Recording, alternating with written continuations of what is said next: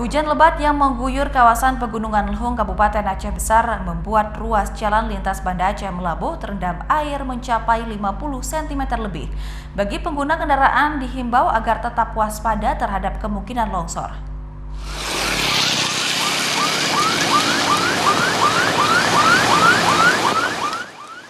Beginilah kondisi genangan air di jalan lintas Banda Aceh Melabuh, tepatnya di Kecamatan Lung, Kabupaten Aceh Besar. Hujan lebat yang mengguyur kawasan tersebut sejak Minggu sore membuat arus lalu lintas kendaraan roda 4 harus berhati-hati. Jalan yang terjal dan licin membuat pengendara harus ekstra hati-hati saat melintas di kawasan tersebut. Badan Meteorologi, Klimatologi, dan Geofisika atau BMKG Blang Bintang mengimbau warga yang melintas untuk hati-hati, terutama di kawasan rawan bencana longsor.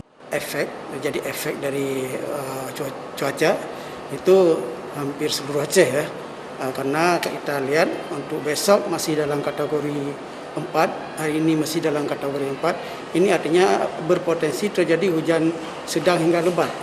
Nah, di mana di daerah-daerah tersebut akan terjadi berpotensi terjadi banjir, kemudian berpotensi terjadi tanah longsor di daerah-daerah pegunungan ya. Dan dapat kita sebutkan bahwa ini seluruh Aceh.